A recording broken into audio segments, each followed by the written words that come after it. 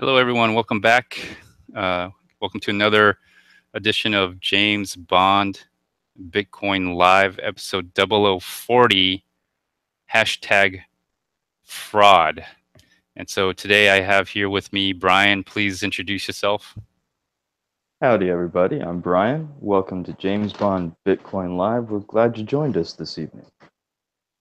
All right. Thank you, Brian.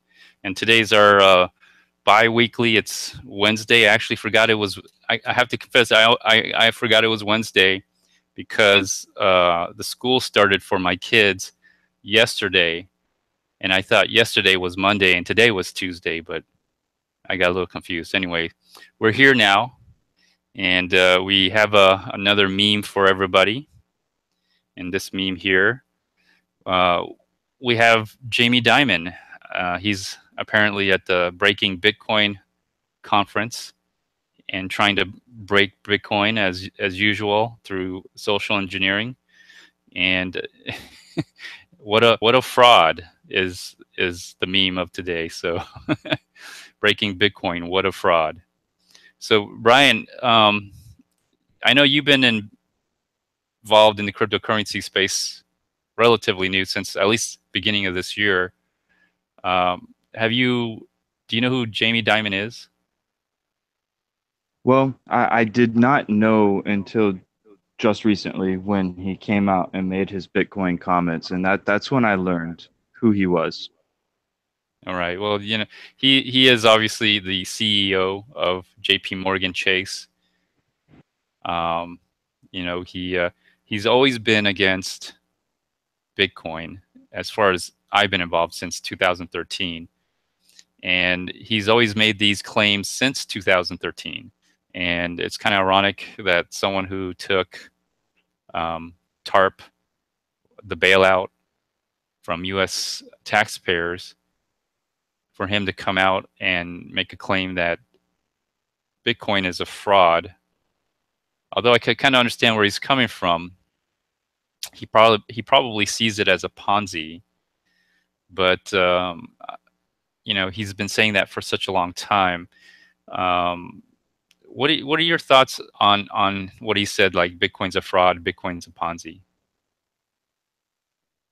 Well, I've always thought that a decentralized form of uh, storing and transmitting one's wealth was a threat to the institutionalized financial systems.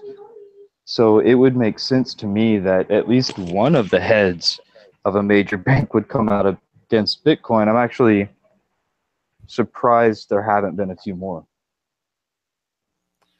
Well, I think there was Professor Bitcorn. He was a Cornell professor that I think he testified in front of Congress or some kind of congressional committee back in 2013 and claimed that Bitcoin would go down to $10 by 2000 and actually by 6 months later, and that's when the price of Bitcoin hit like 1,000 or 1,200. So and then he claimed he kept you know he kept the stance on that, and after the crash of 2013, the lowest the price of Bitcoin ever went that I saw was 190. So nowhere near $10 like this guy was claiming. I forgot his name, and there were some other people as well. There was a writer who wrote a book about Bitcoin, claiming it was a fraud. It was people were delusional, and again, that was back in 2013 when Bitcoin hit its um, height of $1,200 and everything. But obviously, since then they were wrong in a lot of cases. Actually, in all the cases, um, the professor from Cornell University, he was wrong about his $10 prediction, and then the writer, again, I forgot his name, but if um, I don't know whatever happened to him, but he wrote a book basically saying Bitcoin's fake, people are delusional, this is never going to be real, and this is just a fad. Well, forward 3, almost 4 years later, here we are, all-time high of 5,000. Uh, little we're a little down today. We're at $3,800 to $3,900, but considering um, the beginning of the year was around maybe $1,000 to $900, it's not bad. It's still up for the year. Yeah, that's something I remind everyone when they say, "Oh no, the price is falling. I'm worried." I'm like, "Yeah, even if it falls another 500, look how much it's up on the year." And that goes back to what you always say, it's not how much you're in, it's how long you're in. Yes, yes, it's how long you're in. The longer you're in it, the more you'll make. Either you'll make more money or you'll make more Bitcoin, one or the other. So if you're recent to the game, it could be scary, especially if you came in during the all-time high of 5,000, around that price. It's probably very scary. For someone that's been in it for a little bit longer than that or at a lower price, it's not too bad. Some see it as a buying opportunity. But um, in the news article that I read about Jamie Dimon, he mentioned that his daughter has Bitcoin. That's kind of interesting. It's almost like a new generation of here's a banker, CEO of JP Morgan Chase, against Bitcoin, but his daughter, a new generation from his own flesh and blood, owns Bitcoin and probably is very pro Bitcoin. What do you think about that, Brian?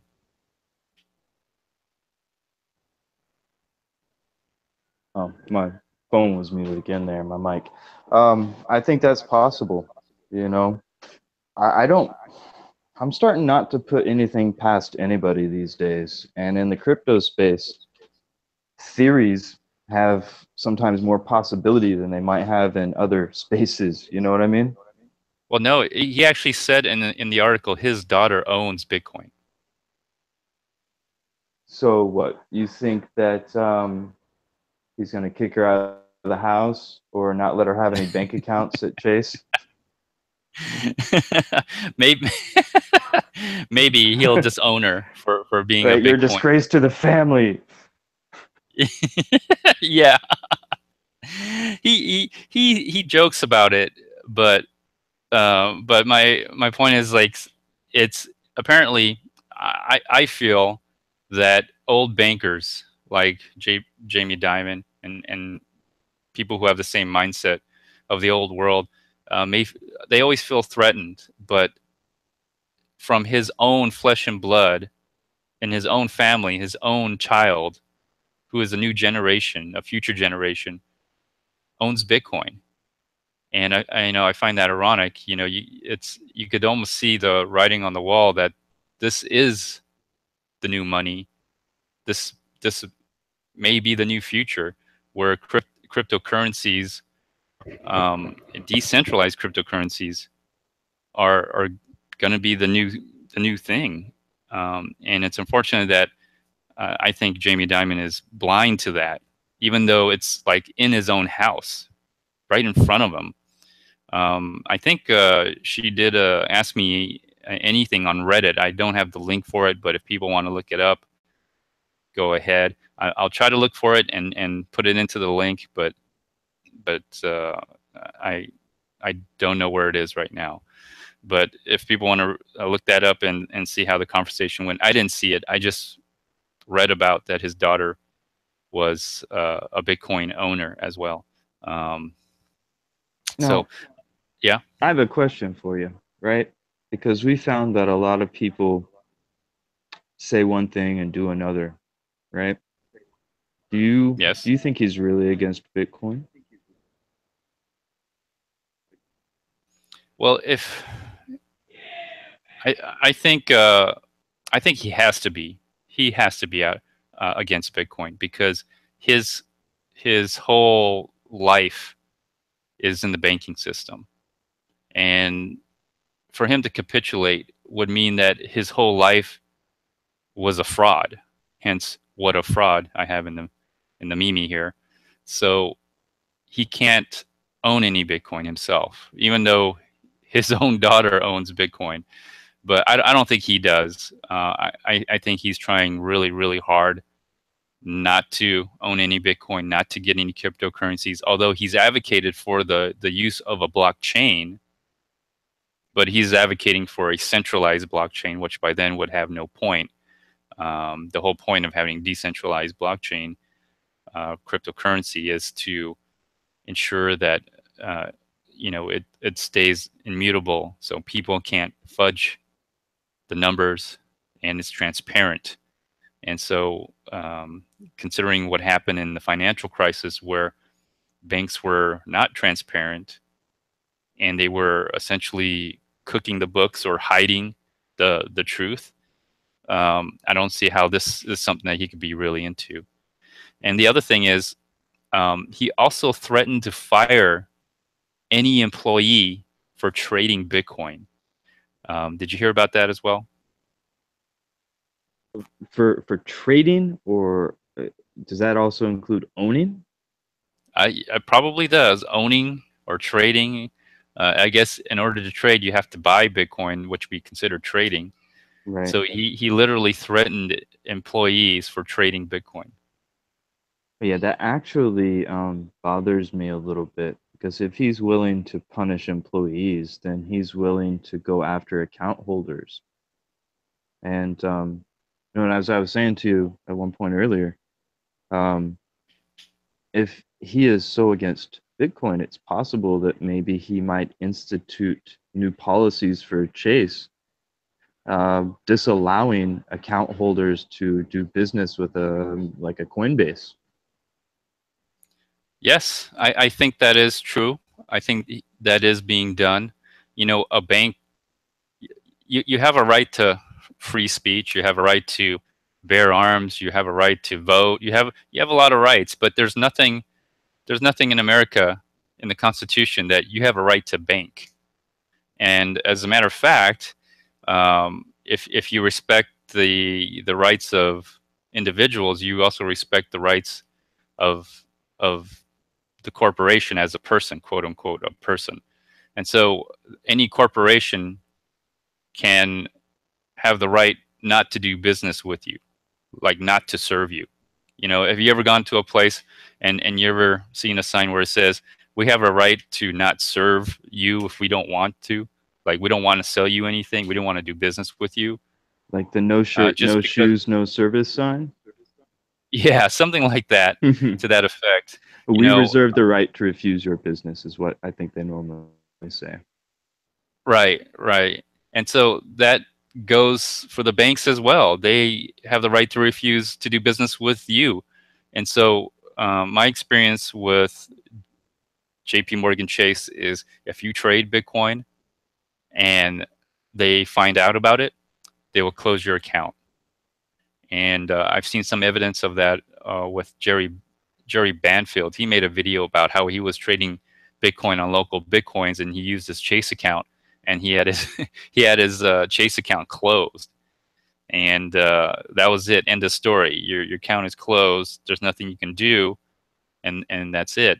I've also had experience with Coinbase and bank accounts where, if certain banks don't want to accept the Coinbase deposit, they will not accept the Coinbase deposit. They will reject it, and it'll bounce back to Coinbase. So, if you try to sell your Bitcoin on Coinbase and then have it funneled to your bank account, and the bank may not accept it, and you thought you sold, Bitcoin at 5,000. Next thing you know, you're refunded your money and you're given back your Bitcoin, and now the price has crashed to 3,800, and you're like, what happened? So that has happened. I've experienced it, and probably some other people have experienced it as well. Well, I saw the Jerry Banfield video where he described that situation he had with the bank. And I'm not for sure how they knew it was Bitcoin that he was doing, but I do know that they were experiencing people making cash deposits into his account and regularly for large amounts. So that might have had something to do with it as well.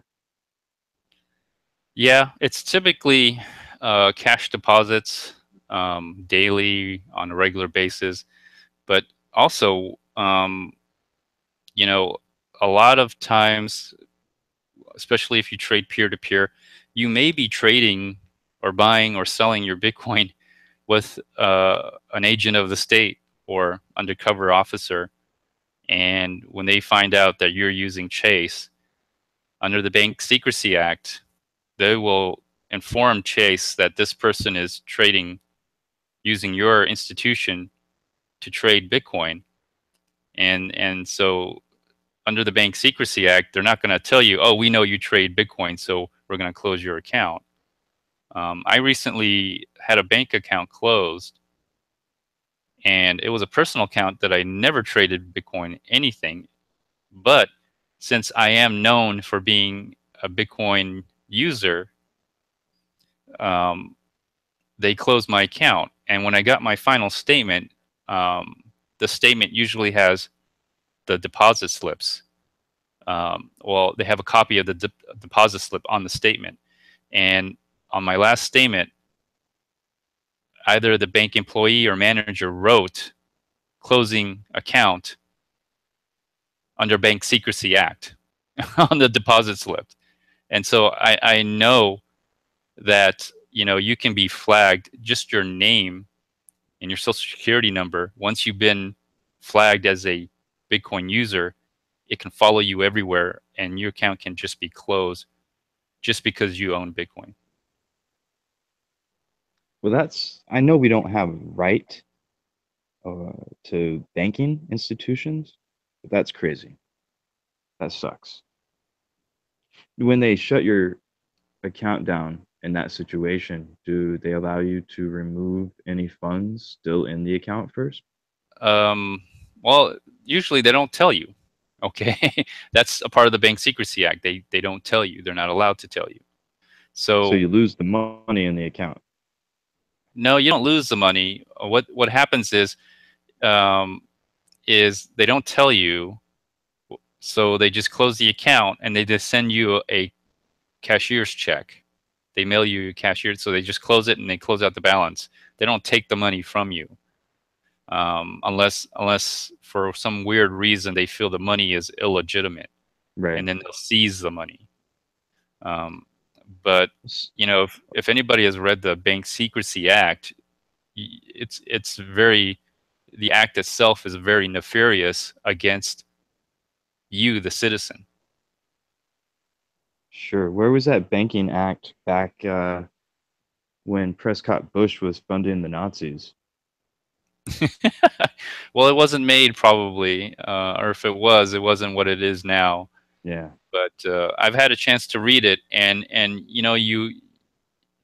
the word Bank Secrecy Act sounds like everything's supposed to be kept secret for your benefit, but it's not. It's everything's kept secret against your benefit. You're not if someone wants to look into your finances and wants to survey your finances, like where you've been spending money, where you've been, because if you use a debit card, you swipe your card, it gives you location, where you've been, what you bought, time, date, everything. That's all kept a secret from you. It's not the other way around. It's not a secret that's kept from everybody else to protect you. It's literally people are spying on you, and even the banks themselves will use that information to spy on you. And so it's not always a state actor or an agent. So so I know for a fact things like that are going on, and not only just Bitcoin users. Bitcoin users are more susceptible by far than any other probably non-criminal use. If I was a criminal, then there might be legitimate uses for a Bank Secrecy Act, but since I've committed no crime, and other than the fact that I'm just a Bitcoin owner and user, you know, I think this is somewhat of abuse of power. Yeah. It does seem like it might be that. It goes back to the threatening feeling maybe that they have, and and the propagation of fear among people that Bitcoin is only used by terrorists and abductors Yeah, and anyone else that wants ransom. Good people don't use Bitcoin apparently, and that's why they don't want it associated with the bank. maybe. I mean, I also think it's being used to scare regular people, you know, to using Bitcoin or acquiring Bitcoin. Um, a lot of people could be frightened if this ever happened to them. Like all your life, you've had a job and you worked and you had direct deposit, and you may have rent or mortgage or bills that get withdrawn from your bank account, and then all of a sudden you buy some Bitcoin on Coinbase or in peer to peer, and next thing you know, you're having banking problems. And that's always been an issue since 2013, since I've been involved, and it's never really been addressed. You don't hear anybody talking about it, or it's not brought up. And so, when I see people talk about buying and holding or buying on the dip, I don't understand where they're coming from, because I don't know how they're acquiring their Bitcoin. Because if you use Coinbase too much, you're going to get flagged. If you use Coinbase in a large amount, you're going to get flagged. If you sell your Bitcoin, you're going to get flagged. It's almost like you can't really win if they just want you to buy and then never and not even use your Bitcoin. They just want you to just have it on Coinbase, where it just stays there. And then when you sell, they don't want you to sell any. They just want you to have the Coinbase there, or your Bitcoin's on Coinbase, and that's the only way you may be able to trade. Other than that, withdrawing and turning it into real cash is something the banks don't want you to do at all.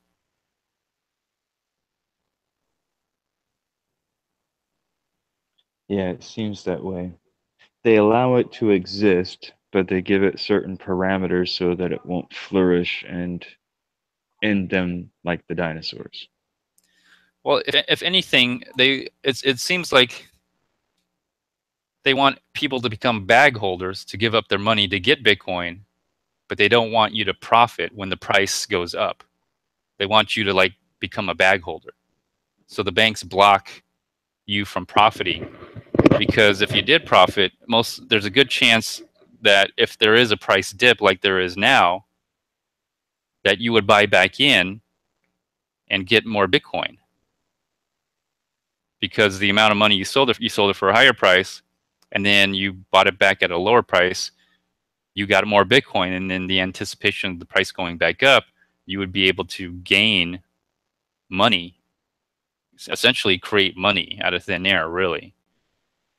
And I think the banks know that, and they see that as a threat, because that's how they make their money, or that's how Wall Street makes their money.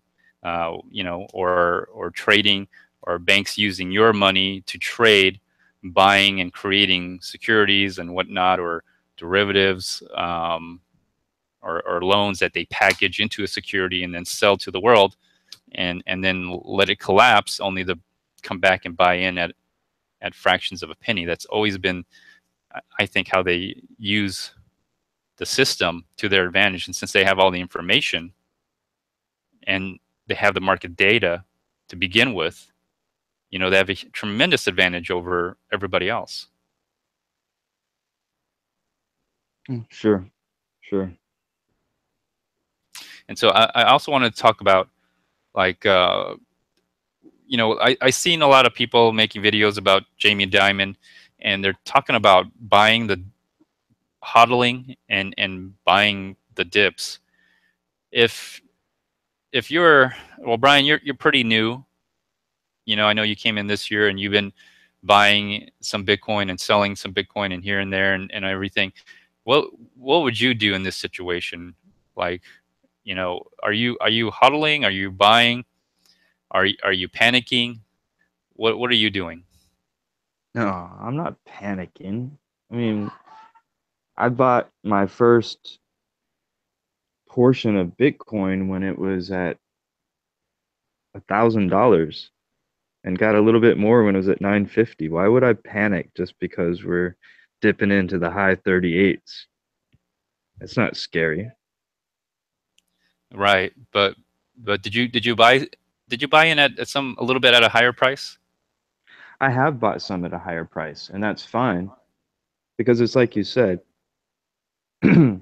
if you have some Bitcoin, right, and you get some fiat for that Bitcoin, and you immediately take that fiat and get some more Bitcoin, you end up with more Bitcoin than you had to begin with. And what's wrong with that? The price doesn't even matter at that point. Okay, yeah. You're understanding the peer-to-peer game, and the price drip dipping like this probably doesn't scare you because you're understanding how to make more Bitcoin, right? And so it doesn't matter what the price is, as long as you're able to perform some arbitrage and end up with more Bitcoin, because you got more Bitcoin than you would have if you didn't do anything at all. And Yeah. so The, I think you're starting to understand that. Um, as far as hodling and buying on the dip, I think I think people misuse that term a lot, like huddle and buy the dips. Those are things that I think people who are active in trading are doing. You know, um, I don't think it's for the average newbie person or the person who never trades at all. All they're doing is buying only. If you're only buying, you know, the simplest strategy would just be set aside a portion of fiat currency and just buy at interval times, no matter what the price is. And if you take on that strategy, you're just dollar cost averaging, and you don't really have to worry about the price.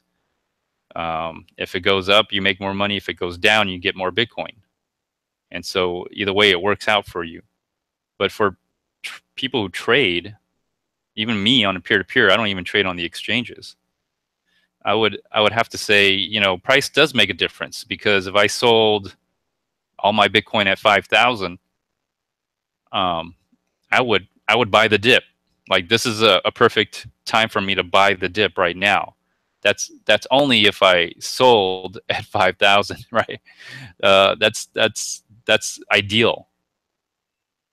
If I bought in at 5,000, then selling would be really bad, and maybe buying some might be a good idea. Um, if I'm just trading on the exchanges, but for me, a peer-to-peer person, it doesn't matter for me, because I'm always buying, I'm always selling.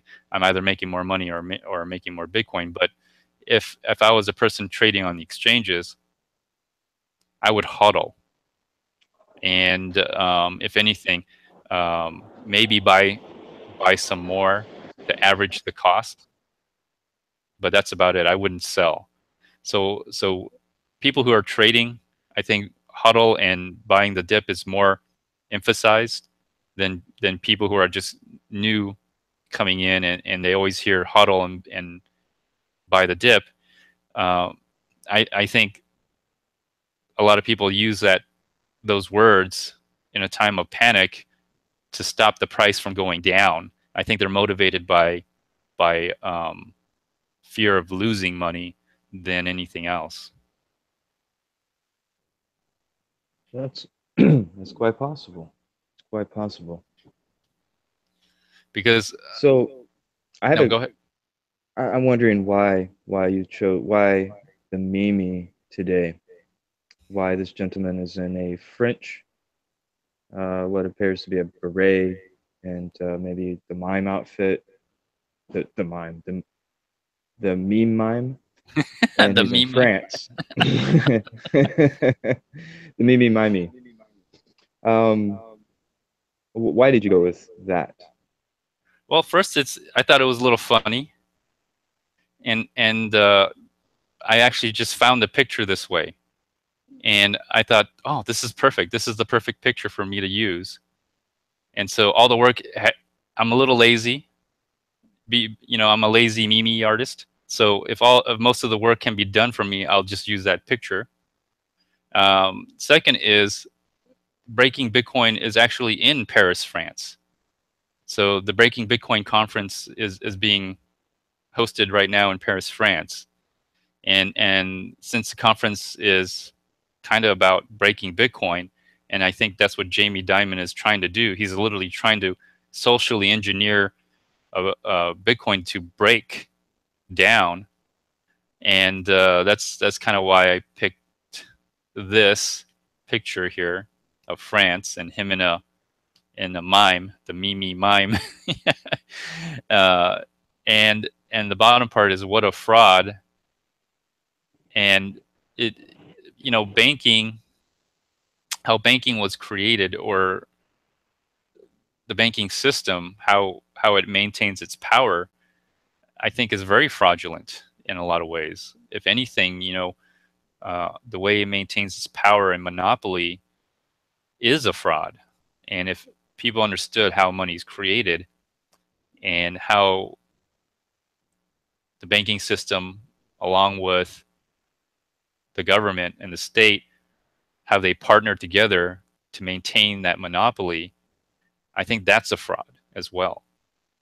And so there's some benefits to it, but attacking a competitive system, um, like the way Jamie Dimon does, just calling it a fraud, and it may be some truth to it, because I do think Bitcoin, when it first was picked up by users, I think it was perpetuated as a Ponzi or a scheme to get people into it. Because when it was at a low price, I do believe people were essentially buying it and trying to sell it to the greater fool. And you could see that in the price history as it was in the pennies and goes up to $5 and crashes back down to $2 and goes up to $10, crashes down to $5, and then gets pumped up to 30, then 100. There's a pump and crash every time, but it always trends upward. And everybody I've met and I've known and I've bought from, miners, traders, they I think they always regret selling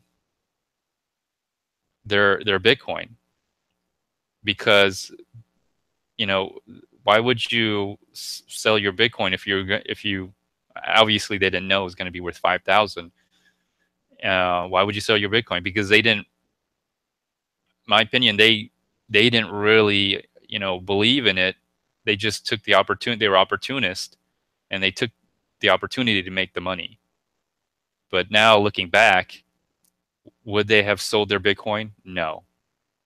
Now, if you look at the history and the price charts, you would have to be utterly stupid to completely sell your Bitcoin. Now, I could understand you taking an advantage of the price dips, where maybe you sold on at a higher price and then wanted to buy in at a lower price, or maybe get your original investment back, right? And then essentially you have a risk-free Bitcoin investment. I understand that. That's what I do. I that's the philosophy or strategic plan that I do is, I make my money back and I'm left with X amount of Bitcoins. That X amount of Bitcoins goes into a paper wallet and it never moves. And I take my original amount of investment again and I just repeat the process. And when I get my money back again, I got leftover Bitcoin from that, and I take that and I again put it into a paper wallet, and I just take the same amount of money, and I'm literally creating either money or Bitcoin out of thin air. Not really, but it feels that way when I'm trading. And so at this point, I have no risk. You know, the only issue I have is cash flow for living. Like I got to eat, I got to pay the bills, and that's the only thing I got to do. So I'm reducing a lot of that in just ironically not going to work. What's funny is going to work costs a lot of money. Maintaining a lifestyle costs a lot of money.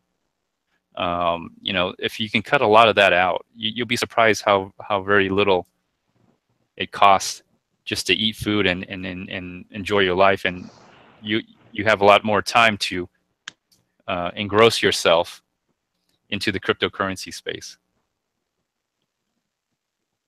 Well, person might spend 2 to 3 hours a day commuting to work, and not on a train where you could read a book or otherwise, occupy yourself with driving. Um, the gas, the vehicle, eating out, yeah, it costs a lot to go to work. You're right. Doesn't Well, mean we and you, shouldn't work, but well, you should definitely, if you need the money and you're starting your life out, go to work, or if you love what you're doing, definitely. But that I often ask this question to myself, and not too many people ask this question a lot to many people, because I don't want to ruin their life or anything, or make them feel like I'm trying to ruin their life. But like, if you weren't paid money, would you go to work? Like why do you even go to work? For the money, right? You need to pay your bills and everything. But if no one paid you money to go to work, would you show up for work? Do you love your job that much? It's funny. Probably. Oh, sorry, that was No, go, rhetorical. no, go ahead. Go ahead. Well, as you know, James, I make very little money and could afford a much better lifestyle if I were to work in the IT industry again like I used to. But because I enjoy what I do, um, that's acceptable to me, that I live a lower standard of life and I don't have the things that I could have. Well, yeah, I know you, Brian, because I've talked to you, and I know what you do. So, and you have a passion for it. So I know the things that you do in your life is definitely not about the money. I can tell right away. But what I'm trying to say is, like, if you took money out of the picture and you weren't paid for it, would you still do these things? And if the answer is no, then what would you do, right? If you didn't have to worry about the money. And if you didn't have to worry about the money, and you start doing things that you really wanted to do, like life fulfilling, you'll be surprised how much of a difference your life makes. The quality of your life, especially, and the more time you have to spend, with people you want to be with, instead of people you don't want to be with, like your boss, right? So, but if you do like your job and it pays well, and it gets you to your end goal, by all means do it. Um, I just I'd rather prefer to have a better life, and actually not work at all, and do the things that I want to do. So, but that's just me. I know everyone's different. So let's see, what other things did we want to talk about? We're at 45 minutes into the show here. Is there anything that you wanted to talk about, Brian? Well, I did want to bring up the stuff that's going on in the crypto community with the recent hacks of some of the folk on YouTube. Yeah, I wanted to talk about that a bit before we go tonight. Okay. Well, if those handful of people who are watching now, or who, oh man, it's starting to rain, and I transitioned outside so I could smoke. Great. Hold on. No um, problem. if the folks who have been watching or who are going to watch this are aware of certain YouTubers who are no longer around, and the story behind it, then they'll know that there is a YouTube channel that's claiming responsibility for what they say is cleaning out the filth of the crypto space on YouTube. And we've all been kind of in our little crypto circles here on YouTube and watching this all play out and everything. And I find it very interesting, so I'm paying attention, right? Until yesterday morning, I found on one of my old videos, because I did 3 crypto crunch videos, and then I did that protest video, and I got this random guy playing a saxophone in the train, right? So on the saxophone Right. train, they left a comment there for me. This YouTube channel that is entitled, what was it, Anonymous Crypto Callouts? Right. And let's see. I want to get the quote right. So instead, it's very short, but just for accuracy's sake, let me I pull it think up it's real quick. what direction do you want to take this? Is that the one that you're talking about? Yeah, but the way you phrased it actually lends to your theory about their meaning and not mine. Okay. That's why I want to get the exact verbiage. Yeah, there's a lot of YouTubers who have been claiming that they've been threatened Mm-hmm. of being hacked, intimidated. Um, it seems kind of strange if they're talking about cleaning up this space. Why are they attacking, these particular YouTubers? Because they don't seem to be threatening at all or scamming. But you never know. Maybe they are, maybe they're not. I'm not too sure. I'm uncertain as well. I know where I stand and I know what I am. So when I found this question, which I'll quote here, what direction would you like to go? I said to myself, how did I even get on their radar? Uh, Well, maybe they're watching this show. They heard you talk. I mean, well, yeah, you know, we did talk about Ken Bozak. If you're talking about hacking of Ken Bozak, right. where he had his Twitter, his Facebook, and his YouTube channel pretty much deleted, and then anybody associated with Ken is getting threatened. Well, see, yeah, on the show, I did discuss that with you. And the defenses I gave for Ken was that I don't think this was all a big ploy and that he's the one with the new channel and that he fake hacked himself as an exit strategy. That's the only defense I gave to him. The rest was encouragement to a young man who seems like he's not in a good place. And as a fellow human being, if someone tells you they're in a bad place, you try to make sure they don't go further down, right? Mentally, you don't want anyone to a point where they might commit suicide or something like that. So you uplift, you encourage. I don't know all of the claims that have been made about him, whether they're true or false. Um, and that's irrelevant for what I want to discuss today, because I really wanted to focus on their question to me, which is what direction do I want to go? So, okay, I understand how I got on their radar. But if they had researched my videos or have listened to any of your shows, I think it's rather apparent where I stand on every issue, including scammers and Ponzi's and all these ways to steal people's Bitcoins. I don't like them. I got scammed. That's how I got into crypto YouTubing, was I got scammed out of some Bitcoin. I got mad. I like math a lot. So I started crunching some numbers and I figured out how that Ponzi scheme worked. And I was like, well, crap. And if they all follow this, then you can prove their Ponzi schemes and predict when they're going to end. And you could give people proof. Don't put your Bitcoin here because I've shown you mathematically you're going to lose it. Right? So if they've gone through and watched any of content on YouTube where I'm involved, I don't see how they should even question the direction in which I'm going. Yeah, that's what I was thinking as well. That's why I kind of mentioned maybe they were asking you for direction, like who should we target? I mean, have you had a chance to reply? I didn't reply. Um, Maybe I should have just left a message on their reply of make sure to tune in to James Bond Bitcoin Live at 8 on Wednesday night. I might even go do that in a second. I don't know. All right. Um, Well, obviously they're watching the show because I think I was left a little link to go to mhm. on I think Wednesday or Sunday's video in which we talked about Ken, where I think it was the one with Charlie Shrimp, Mhm. meme, and so I was a little busy today because I actually had to take my daughters to school and actually worked out and did some exercise and all that half the day. So And I can call you a house dad. yeah, you can call me a house dad. I actually raise kids. When you have kids, you got to raise them.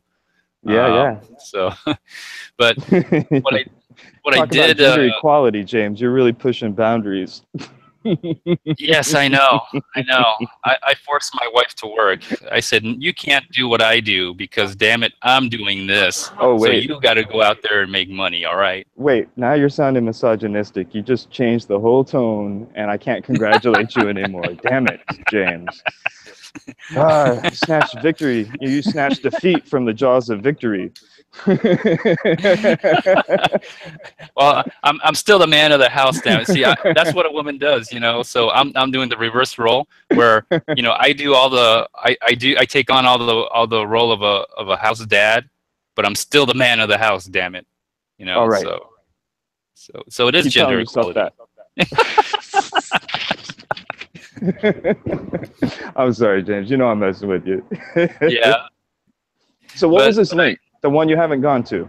well, you actually sent me that link and you asked me to take a look at it. Oh, you're talking And about the link I sent. Oh, yeah. yeah, Oof. well, I think someone else sent me that link too, but I was a little busy in looking at it. But you sent it to me, so I looked at it, and it's another one of these, like, it seems like the same group, and they mention Yellow Fever for You. They mention Ken. They mention John Carruthers or Cryptotherapy on YouTube. And so I don't know what they're getting at. I know what they have in common is that they all, well, you didn't really do it. I kind of do it. I make fun of BitConnect because I had three guests from, well, BitConnect representatives, and they all, like, what did they do? They got angry and they what do you call that? Stormed off the set. Yeah, they just like got angry and just closed. If I Just stormed recall, off. one of them actually stuck around, though, right? Oh Was it yeah, one of them Jedi? actually. No, Jedi was like the first, and then Oh, Chris was like the second, and then I think it was I Am English. He actually stuck around a little bit. I think he's the most. I think he's the most, like, the most idiot of the whole group. Probably he really believes that BitConnect's like the greatest thing since sliced bread, and so. But the guy who did stick around, he was he was the control. He's the one he's the one that said, "Man, you guys are in a Ponzi." He just finally just said oh it. no. Yeah. So, but if you go to that video, I mean, I don't know which James Bond episode it was, but anyways, I had some videos on that, but all three of them have something in common. They actually tried to expose BitConnect, and I know those are the three things in common that they really have. Ken Yellow Fever came on this show talking about BitConnect, and he's not a very happy uh, proponent of BitConnect. And then John Carruthers, was also involved with Ken exposing BitConnect as well. And Right. so that seems to be the three things they have in common, other than they're involved in the cryptocurrency space. Some Well, they also, all three of them did Genesis mining as well, Mm. um, but they're not the only ones. I mean, there's a lot of people who have also done BitConnect and Genesis mining. Although Yellow Fever has never done BitConnect, he's been against BitConnect, Right. but he does do Genesis mining though. Do you So I don't see I don't any know if that's a theme. you see any parallels between anyone else they've mentioned? Because they've mentioned people in the different videos. Do you see any parallels between those people and myself that would give you some insight as to why they're wondering about which way I'm going to go? Well, other than that I've either been on a show with them or they've been on my show. That's about the only connection you have with the rest of them. All right. So I've been So I on guess Ken's show it's. with John Carruthers, and you've been on that show as well with John Mm-hmm. Carruthers and I on Ken Bozak's channel. And John has never been on my show yet, but Yellow Fever has been on my show, and I think you might have been on that show as well, where we talked about BitConnect. Yeah. Yeah. Um, One of those and shows I think is where they gave me some numbers and I applied my formula to it. And yeah, the it's interesting. 144. I'd like to know what date that was because didn't they? Well, you know what? We're not here to talk about BitConnect. It gets I enough mean, we burn can as if it we is. want. I mean, we've talked about it before. I don't know how threatening they really are. You know, if Ken was hacked, he was probably hacked for inadequate security measures. Maybe. Well, I I don't mean, know if maybe he you even hacked do himself. you Who knows? watch do you watch I still maintain I don't think it was an exit strategy. I think this was done to him, not by him. Okay. Right? But crap. And me having to assert that point made me forget the one I was trying to actually make. Let's go back to your theory for a second, that they're asking me for direction. I don't really believe that, but if they are, I would say if this is what you're going to do, right, and nobody's changing your mind, then you should probably go after, if the goal is to clean the crypto space of bad actors, then you would want to go after the ones that have the most reach. It All seems right. like, Would you like to name names, like some channels, or would you like to well, generally describe them in I general? don't,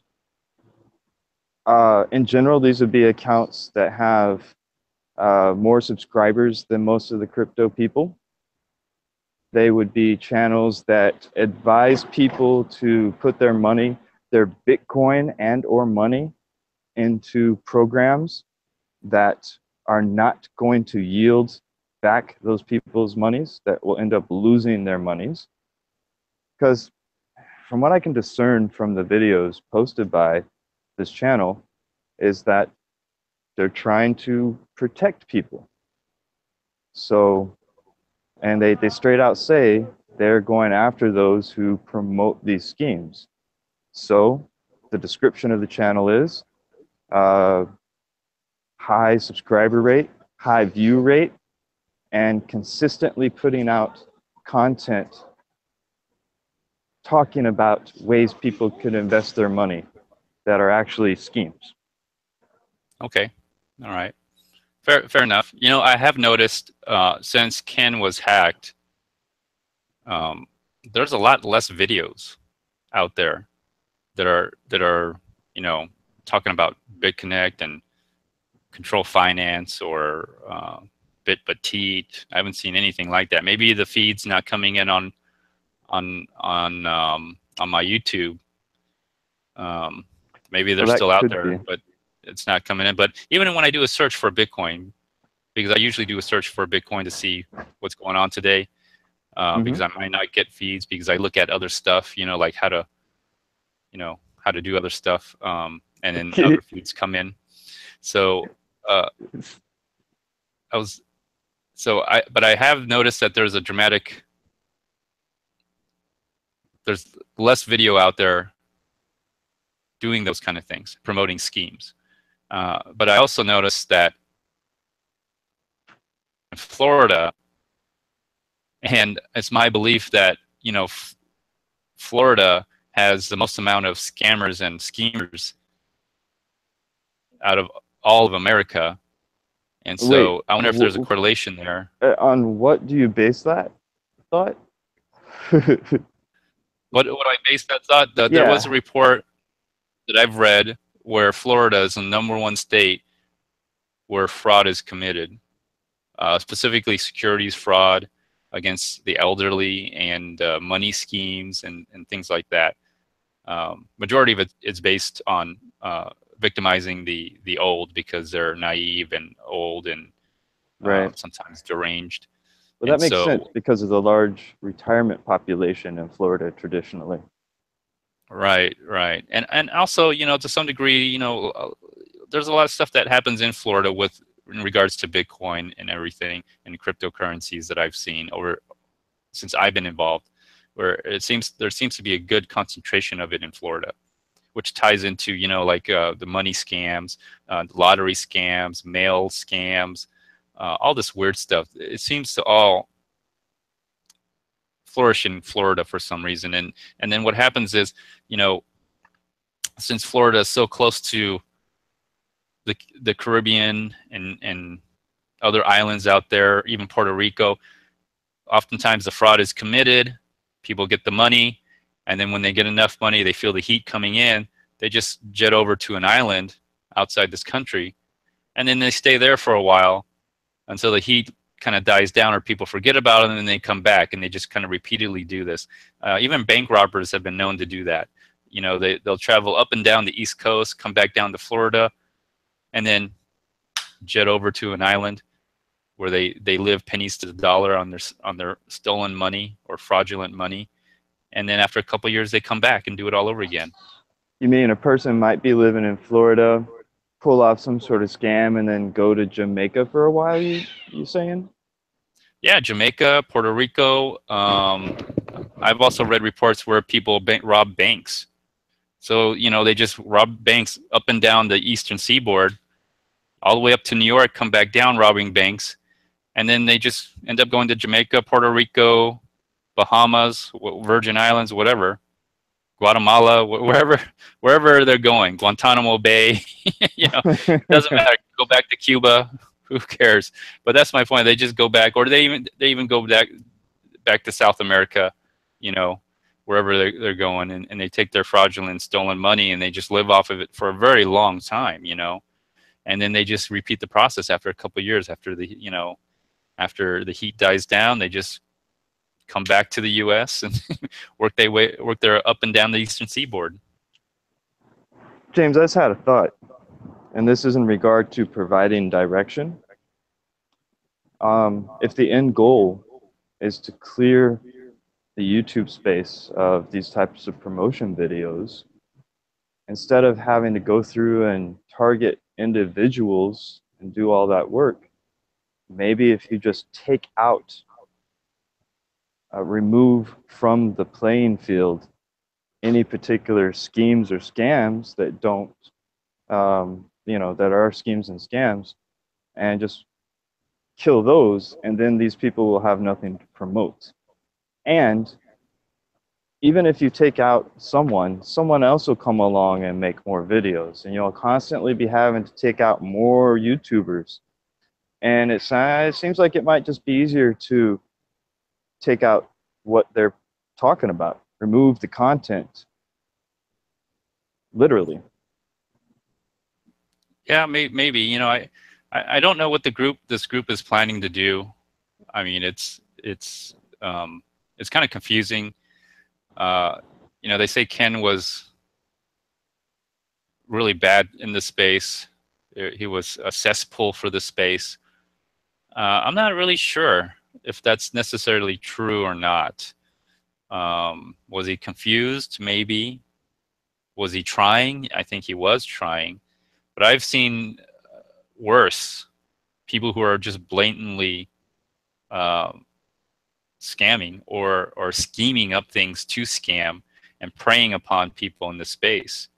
Specifically, like preying upon if they were a serial killer, they would be murderers, right? But since they're not serial killers, they're just serial scammers, and no one physically gets hurt. They just get financially hurt.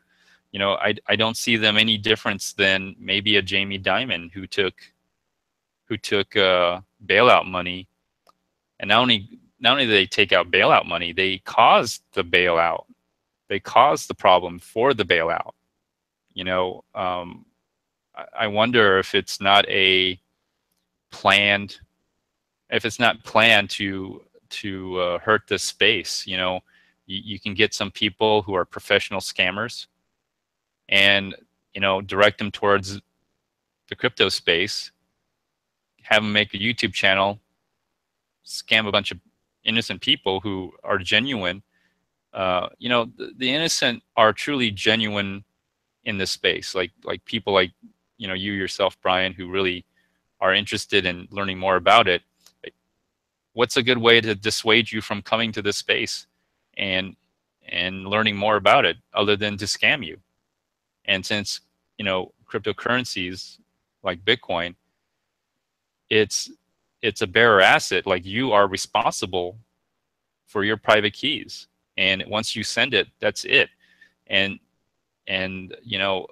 for a banking system where that's not the case, where you're quote unquote protected under a centralized system, this would be a perfect opportunity for that industry to send out scammers into this industry or into this space and start scamming away. Because you ever notice, like, these people, like, they scam and then they never get caught. Like, they just committed like the perfect crime and they murdered people for the most part, and they don't get caught. Nothing happens. And they just keep hitting, you know, every user all the time. I've seen it since 2013. And a lot of ways, I see it as a signal of the markets. Whenever the price is going to go up, or when the price is starting to go up, that's when the scammers show up. It's kind of interesting. When the prices are going to start going up, the scammers also appear at the same time. The people who do the schemes, the Genesis mining, the multi-level marketing, they all seem to show up right when the bull market's going to start. What's also interesting is they also leave right before the bear market. And so it almost seems like I'm seeing another pattern, a repeat of 2013, where we could be seeing a bear market. Because, again, I don't know if it's because of the Hurricane Irma and all the scammers and schemers are in Florida and they don't have any power or electricity, or they've already left the market. They already flown the coop. They're out of here because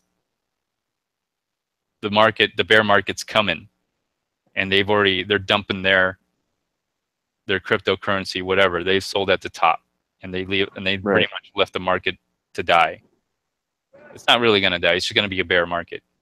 But that's one of the signals that I look out for. Like, I've noticed a lot less of these, money schemes on YouTube. That tells me, oh, well, that means the bear market's coming, because, wherever there's money, the scammers also come. But when the money runs dry, the scammers leave. They're your first. They're like the canary in the coal mine. Well, James, I've maintained this thought and I've propagated it many times on your show and wherever else I can. If you believe in Bitcoin, if you believe in the vision of it that Satoshi gave, then you want it to succeed and you want more people to adopt it. And if there are scams and schemes out there that force people by giving them fear to not get into the cryptocurrency space, then that's bad. And we should be against that, because naturally adoption is what's going to fuel upward progress in price and allow us to actually use it for stuff. I, I say that, but honestly, I'm not for sure if I would ever just buy something with Bitcoin, because, next week I could have bought two of them, right? Yeah, right. I use fiat for buying things. Right, right. I mean, if you And have to sell, speaking of the money thing, James, have you noticed yeah. the dollar has been slipping a lot in the last 3-4 months? So you No, may be I onto have not something. noticed that. Yeah, and so when you just said you've seen less financial schemes on YouTube, money schemes, and that we may be heading toward a bear market, well, we kind of are. Obviously, the stock market, everything's up, but the dollar has gone down, and that's also, and we talked about this before. sometimes when Bitcoin price goes up, it's not necessarily because Bitcoin goes up, it's because the US dollar went down. Right, right. Yeah. So, well, then Bitcoin should have gone up a little bit, but it's taking a little dump here right now. Well, Mm, yeah. Well, there's more than just the USD BTC pairing that affects BTC price, obviously. right, right. I'll take a quick look. Let's take a look at the market here. I'll refresh it Okay. real quick. So just to recap, And while you're pulling this up, I haven't changed in the crypto space. I started making videos to reveal Ponzi schemes, and those videos are rather tedious to make and time consuming. Fortunately, I found an outlet being part of your show where I can still voice my opinion, which is anti scam, anti anything that hurts the Bitcoin space, whether it's a fork that's not going to go well for us or anything else. And what direction am I going? The same direction I've been going. well, that's good, Brian. I'm happy you're on this show and you're able to voice the things that you want to. I really do appreciate what you have to say. So here's Thank you, the sir. market cap here. Looks like we're on the red. I didn't refresh it, but I just started at the beginning of the show. There shouldn't be too much of a difference. But it looks like at least the top 10 in market cap, that includes Ripple and other tokens that aren't mineable and everything, ICOs. They're almost all of them are in the red right now. And when I hear bad news like Jamie Dimon being, it seems like it's really being promoted. If anything, it's nothing new. He's been saying things like this forever. I don't know why this news would come up now, other than this is just a way to signal to other traders it's time to sell. And that's what I think is going on. And the whole ICO market, about China banning ICOs, and I think those are just nothing more than the news to signal to the market that it's time to sell. And I think that's what people are doing inadvertently or overtly. And the more news you hear, the more bear market it's going to be. So I would pay attention to the news if people want a heads up on the price, where it's going. If more bad news comes out, expect a lower price. Now, will people actually buy on the dip?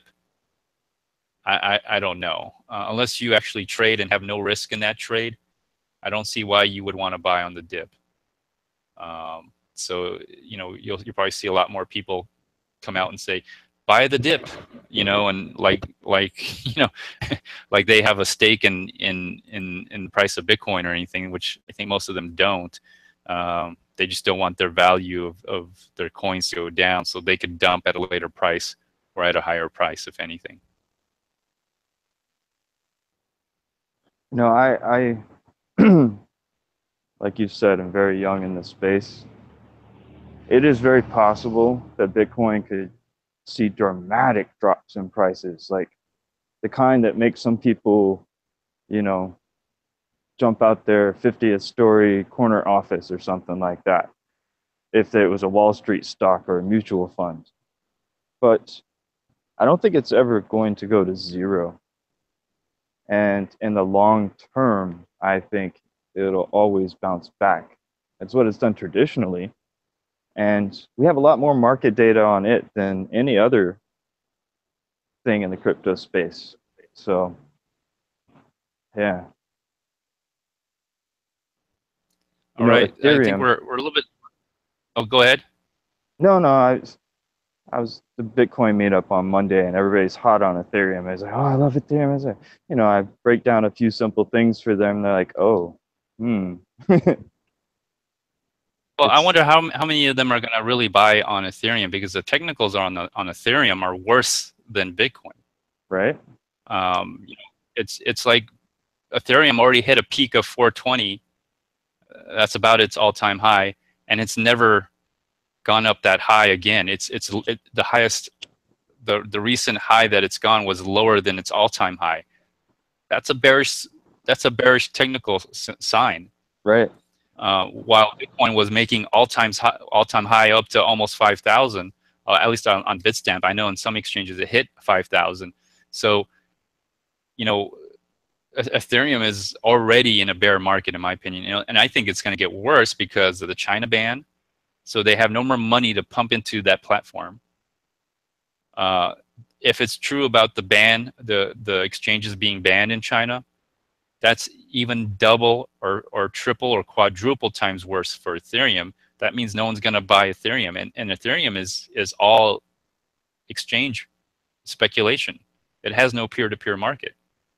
And so even if Bitcoin was, banned from the exchanges, Bitcoin can still be traded peer-to-peer. Matter of fact, it's already had a market for that in China, because when the Chinese earlier in this year put a freeze on withdrawals on the Chinese exchanges, the local Bitcoin market exploded on peer-to-peer markets. Over-the-counter trades exploded.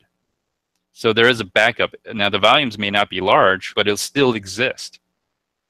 Ethereum doesn't have that. They never, Ethereum never built that market outside the exchanges. It was only, it just never did. It just was only in a speculation on exchange only, or some website where you could trade your Ethereum for tokens. So it's really bad for Ethereum, in my opinion.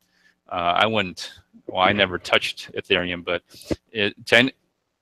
technically, it's more unstable than Bitcoin or any other coin that I see.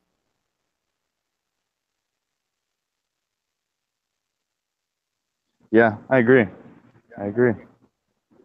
Now, I guess we're a little bit over our time, but do you have any closing statements or anything else you wanted to mention?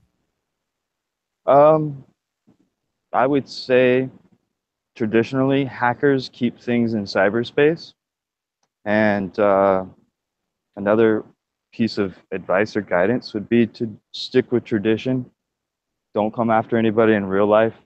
Just take care of them virtually if you're going to take care of them. You mean don't put a hit on somebody? Is that what you're saying? Yeah, you can assassinate their virtual persona, but don't go after people physically. You're talking about the death threat against Ken. Well, I was unaware of that death threat. It was just something that occurred to me because on your show I always advocate nonviolence. Right, right. Well, you know me. I may not advocate nonviolence. I may actually advocate violence if necessary. If it's necessary to do so to prevent further violence, ironically. But Well, there anyway, are that's just a obviously different point of situations perspective. where it's okay, but as a whole, Right, right. Nonviolence, non-aggression. Right. That's kind of like the thing about this space in cryptocurrency. They do talk a lot about non-aggression, but there. I have to admit, I do believe in aggression.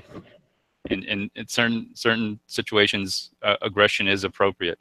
Um, so I may not take the same stance as you, but I respect what you say.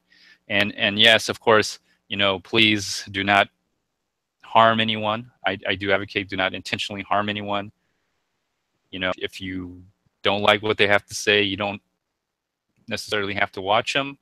But then again, I guess if you attack their virtual, character, that's all right. You're not really hurting them. You're just attacking them, but it still hurts. yeah. I'm not sure how. I haven't spoken to Ken, but hopefully my number is still available. Hopefully he knows it. My channel's still here, so if he wants to contact me and say hello, that'd be great. Anyways, we're coming to the end of this show, so Almost. almost. Okay, you have more? Yeah. I don't want you to mistake what I said for me being a pacifist. Okay. By no means am I that. Okay, you're just advocating. All right, I understand. I understand. All right, anything else, Brian? No, that's it, sir. All right, excellent. So we're at the end of the show here. So please like, dislike, or even do a video response. Until next time, everyone, stay tuned. Bye. Oh, you know what? I did forget the word of the day. I'm sorry. So late. One more thing. The word of the day is bear. That's the word of the for today. Arr. Bear. Yes, grr. All right. Bye bye, everyone.